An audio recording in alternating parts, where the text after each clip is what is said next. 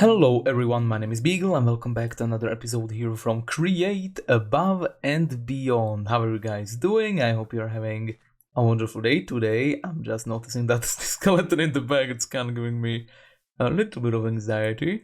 Okay, we're fine, awesome. Today we will be taking our contraptions under the water. Aha, look at this thing. So if we look at our quests, you can see that one of the things that we need to collect automatically is kelp.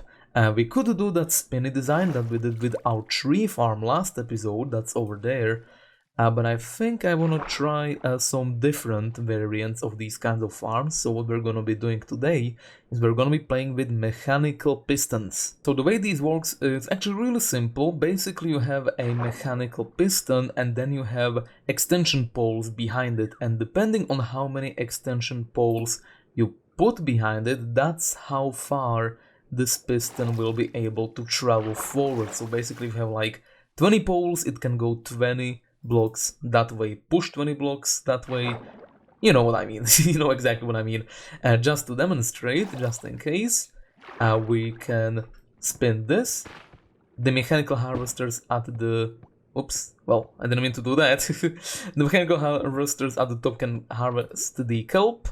And then if you spin it the other way around, the piston will retract and it will go back to its original position, and the kelp will be harvested by the moving contraption with a chest that is attached to it. That is the plan on how we're gonna be farming all of this kelp. Now we're gonna go high pace today because I'm really excited to build all of these things, but I will show you around some stuff that I did off camera as well. For example, I trapped this pelican in here. He's been giving me eggs, and that was allowing me to make this new food source that I've been using, fried rice. The way you do this is you have the cooking pot that we placed in the last episode here in our tiny little kitchen. Rice, carrots, onions, and any kind of egg. I've been farming all of these other three manually in our little spot over there. But the pelican eggs are probably the most difficult thing. As you can see, we don't have any of them anymore because I used them all by eating this food. But yeah, this food is really cool. Look how many hunger hunches it actually heals you for. It's basically half your hunger, full saturation, and also nourishment for 3 minutes, which basically means that our food bar doesn't even drop during a 3-minute period after we eat this food. And I also quickly made this ore smelting machine, so basically you drop your stuff over here. It doesn't work only with ores, it basically works with anything smeltable, but I've been using it mostly for ores after a small mining session that I did. But yeah, you can drop your ore in this spot, and then you just need to spin, preferably in the other direction, like this. And yeah, it takes a lot of food out of it. Yeah, it takes a lot of food, but you can quickly see how quickly that got melted. I don't know why I'm saying quickly so much, but it got quickly melted, very quickly, it's quick. So we could probably make our separate own little area where we can farm this kelp, like a small puddle, like on this island for example. But I kinda wanna do it in a naturally generated river. Not because I have a reason, just because I wanna do it. I guess that's reason enough, right? So I'm gonna place a bunch of this kelp in this spot. I'm probably gonna try to make at least a small area that's not completely natural, kind of like this. Make a small square, and we're gonna plant all of our kelp in this spot. Take the rice, very good. Yeah, that's how the health bar looks when you eat a well-made food like this. It's like a nice golden tint there. Looks really cool. Get away the ball, there we go, inventory space. Yeah, let's do a small test run. Let me get my hand crank. Theoretically, we should be able to get a bunch of kelp this way, except I'm realizing now I didn't put any extension poles in this, so I'm gonna need to make a area like this. Where are they? There they are, 1, 2, 3. Let me count up how many of these I actually need. So let's do a test run. If I spin it this way, it should go forwards. Oh!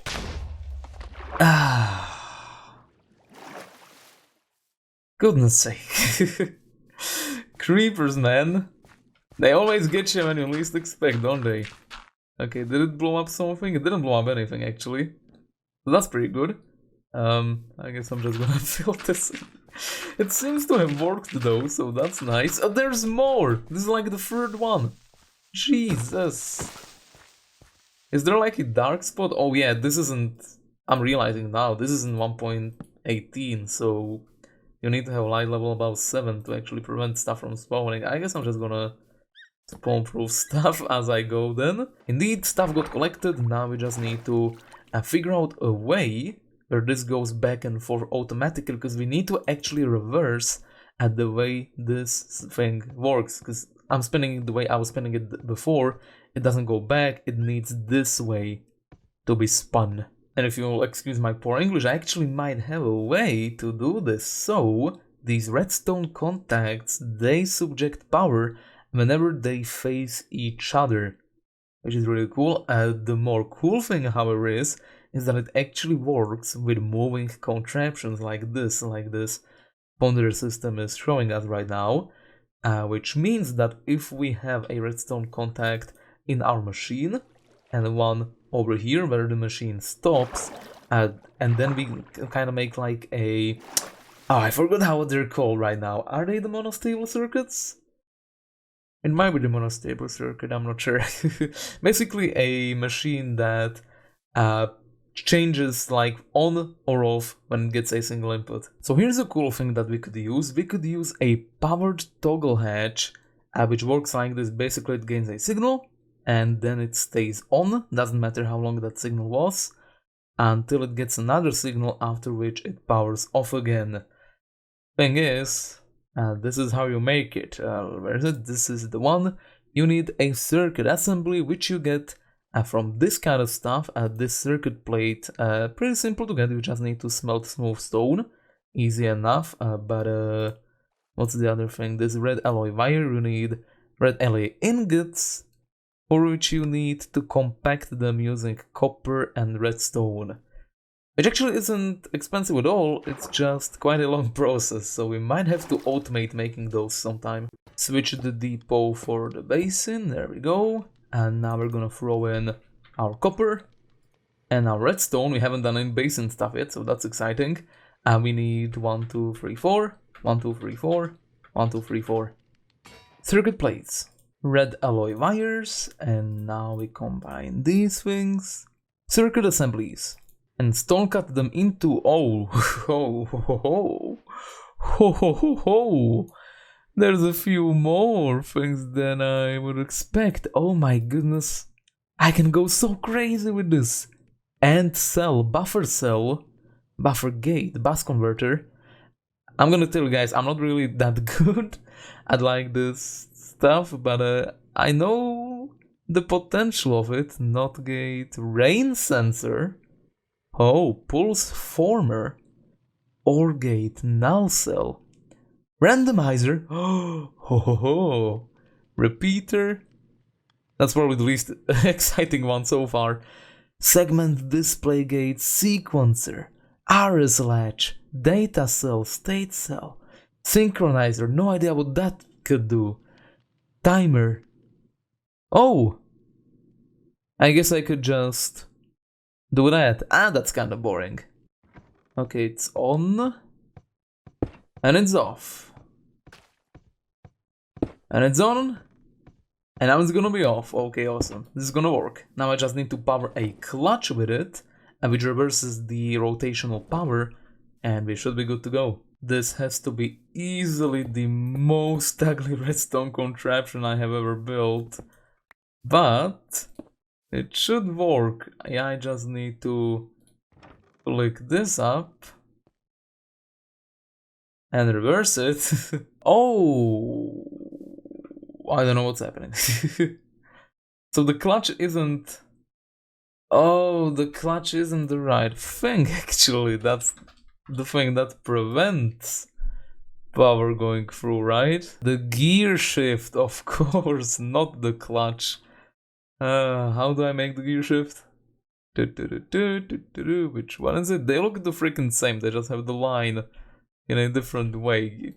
I'm not even surprised that I made this mistake. Actually, I have the cogs, okay. I should be able to craft it right off the bat. I'm missing the casings. Dang it. There we go. Gear shift. Awesome. And now I just need to break this thing, take this out, replace this, and this actually needs to spin in the other direction. There we go. Spin! Oh, it's actually going. Awesome. Okay, this should be a little bit faster. Let's give it a spin. Still very slow, but it doesn't need to be quick. At least this machine specifically doesn't need to be, because we don't need to harvest that kelp very quickly anyway. But you can see that once it reaches its destination, it does indeed turn around to come back. It wants to work, but it refuses to. Okay, well, if we want to do stuff with funnels, which we will need to do quite a bit, we need, once again, another different type of contraption.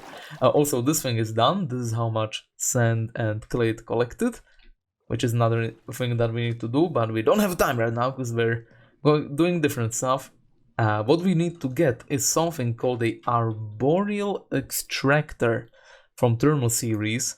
You make it by combining andesite machines with a bucket. It's extremely important because it allows us to place them near a tree, and that collects resin.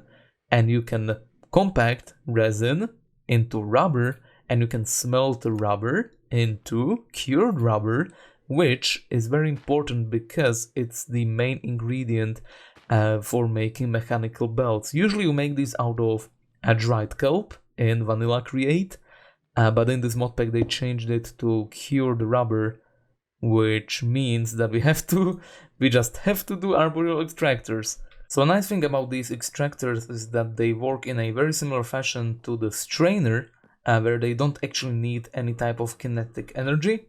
Oh my goodness, Rubber Ducky Man, he's back! That's the second phase of the boss fight. I'm gonna stay away from the witch. Yeah, you just need to place these. The only requirement they have is that you need to place them next to trees. As you can see, if I place it over here, it doesn't work. So we just need a bunch of these and they will passively work, collecting resin, which we need an extreme amount of, because we need to make so many mechanical belts. Not only for this contraption, but for basically every single contraption we will ever use. So yeah, maybe there could be a way to speed this up. Which there is. I don't know if this works, I'm hoping it does. But usually you can put like bone meal into here, and that speeds up the process of collecting the resin. So let's see if Phyto grow old. Oh yeah, it does work. Awesome. So here's an idea. While we are waiting for those arboreal extractors to get us some rubber, how about we go on a tiny little adventure, huh? You and I. I found a spot down here in this cave. I don't see the big bad guy. That's good. I've noticed the big bad guy quite a few times, like that mushroom golem guy. I don't know what kind of name he has. But he does attack basically all mobs except creepers, it seems. So he's kind of... Oh! Broken stone, need to be careful. He's kind of like a guardian of the entire biome, not only a enemy to us, which is cool. Down here, I found something. I'm not sure what it is. Yeah, here it is. Laboratory blocks. I have no idea why there's a laboratory down here. So how about we check it out? Please don't blow up if I mine you. Okay, it's fine. These zombies are kind of driving me anxious. Okay, sweet. Let's check out what's inside of here then. Ooh. So I guess this is kind of just like a small pocket of sorts. Some hanging chains. A suspicious pile of rubber, if I do say so myself. Almost like there should be a chest. No? No chest? Lots of treasure pots though. Ooh, brass lantern. Okay, that's actually good. A small treasure. Oh. Okay, yeah, sure. Hello, sir. You seeing what I'm seeing? I'm getting so many good things from this. It's actually kind of insane. Got a silver coin, that's fine. Okay, I hear ya, I hear ya. Shush, shush, shush, shush. Silver coins. Another silver coin. Is this just water? Or is this some kind of dangerous liquid? Whoop, whoop. Seems to be just water. Also some fluid pipes in the ceiling. I'm gonna take those for sure. Randomium. Whoop. I love it when it does that. Ooh. Hey, drawers! Awesome. So now we know what those laboratory places are all about. Kinda like one of those mine shafts that we found before. Speaking of, I guess I haven't shown you the map in a while, right? So I kinda just walked around this spot. I mean, I was collecting clay for the roof that we have in our building, right? And I discovered a few things. For example, there is an unexplored mine shaft in this spot. And also on the map, this looks like a meteorite landing from experience. But it also looks like a chunk board error, so I guess we'll have to check that out sometime. And there's also a jungle pyramid here, and another unexplored mine shaft in that spot. Oh my goodness, they're in the trees! Oh, that scared me. Oh, this isn't a railroad track, this is like a little building area. Oh, blaze burner, I'm gonna take that, thank you. We're gonna need that very soon. What else is there? Brown seeds. I guess I could take that. Let's take... Oh, this is a decorative pot. Awesome, we're gonna use that in the base. Oh yeah, this is what I wanted to check out for a while as well. There's like the slimy tree in here. I think this is actually super important. It's right next to our base as well. That's the bridge that you can see that we built in the last episode. I guess this congealed is how you say it. Slime block is what we need. Oh no, this is just normal slime. This isn't like sky slime, because there is like some type of sky slime stuff you can get as well. These green heart logs I will take, however. And over here at the top of this hill, also very close to our base, you can see the windmill there. And there is a jungle temple. That I said that really weird because I was trying to remember what these things are called as I was saying it. I never did the puzzle in these either. Where's the string? I don't see it anywhere. There it is. Or the tripwire even, I should say. Oh, inventory is such an issue. Can I stack something? No? Okay. Like this. Did that do something? No? Okay, that worked. Awesome. Do I have shears on me? I do not have... Oh yeah, I do have shears.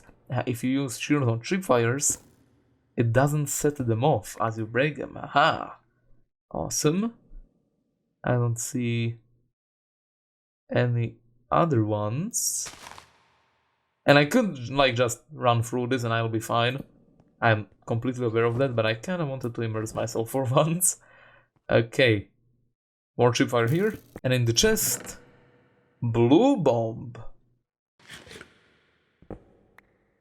And another loot chest at the pistons. With a diamond. Awesome. Blue bomb, go! Hey! Alright, how are our arboreal extractors doing? I'm hoping we at least got a single bucket worth. Oh yeah, we have one, we have two, we have three. Awesome. Smelter up.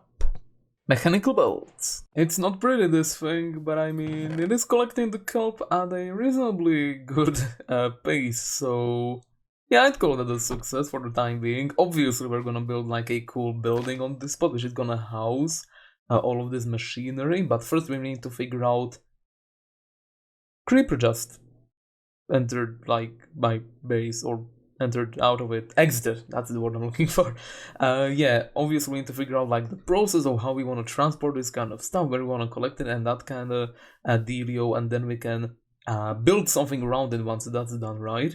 Also I started like beginning the little strainer thing that we're gonna have over here, but I very quickly realized while I was building this that we have no iron. So this is what I decided to do. What I think the best course of action here is we should probably start automatically farming iron. Basically most to all recipes require you to get some. as you can see by this flowchart, and also, you know, you use it to make, I think this is actually decorational, but you basically use it to do a lot of things in the game. You get the plated iron, you need liquid iron.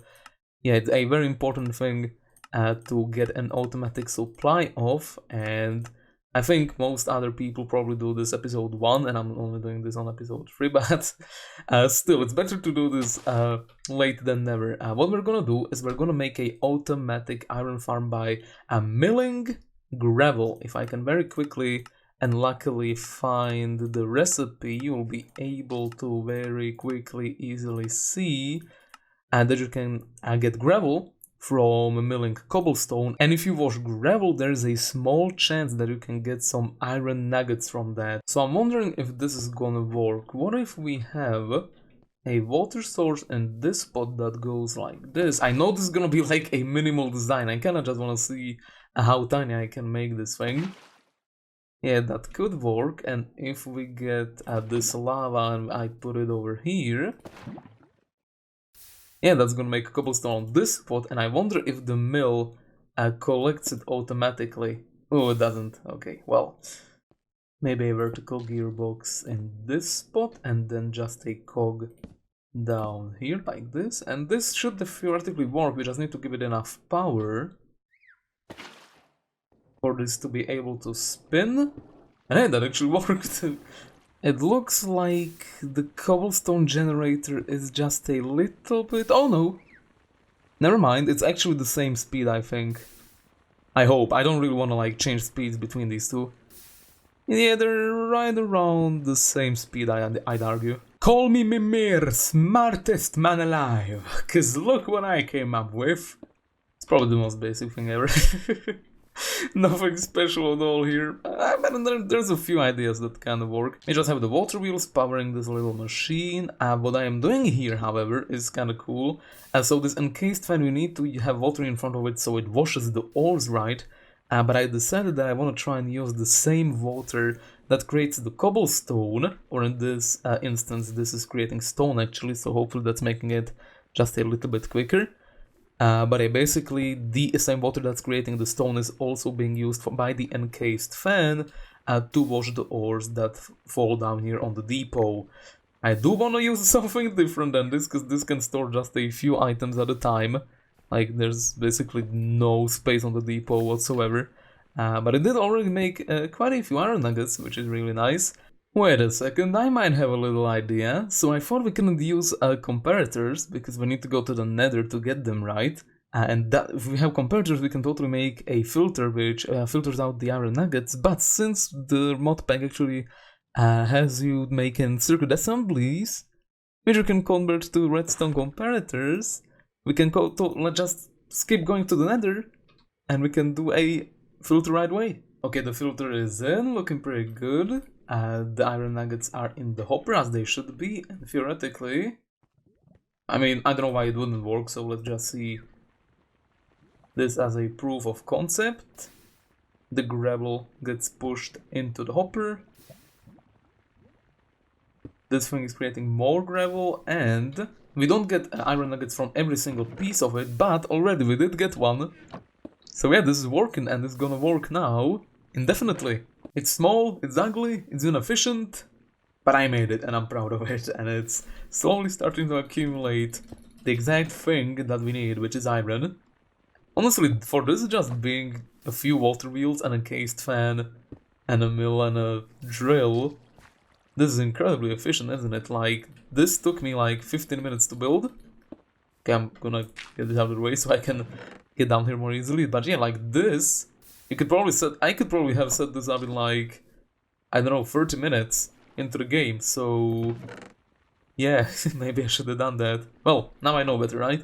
Anyway, that is going to be it. We need to wrap up soon, so let's quickly check out the quest book while we are still here, as we do have some things that we need to tick off. For example, the Kelp is now automated, so we can flick that off. The rigid flow graph of this guide may suggest that items aren't accessible until they have been automated. Be reassured that you already have access to tools from later ages, such as filtering, though not without a bit of manual effort. Yes, I know we can use like brass, which we can actually make to do filtering, but I mean, we could have done it this way as well, so I guess it depends of whether you have more experience in vanilla or modded, right? Anyway, we should probably also look into this thing, as we do have some things that we need to take off over here. For example, we have done milling, that is nicely prepared on the floor up above us, which means that we can create dust, since we have access to it. We can also smelt dust using a furnace, so let's take that off. We can also smelt the crushed ore, which we get, so we can take that off. I don't have a good spot for washing yet, so I'm not gonna take that one off just yet. We do have access to nuggets though, and we can also compact the nuggets with a press, but I'm not gonna take that off either, because I kind of want to make like a special building just for processing ore. So we put in crushed ore, and then at the end there's gonna be a chest where all of these ingots are gonna be. So for the time being, I'm probably just gonna leave this graph as is. We still need to get fortune, probably should get on that relatively soon. We don't really have anything from these other ones, I don't think. And we will probably also have an episode where we'll look into a bunch of these things, but that's not gonna be today. Anyway, that is all the time I have for this episode. I hope you enjoyed it. Have a wonderful rest of the day, and I will see you in the next one. Bye bye!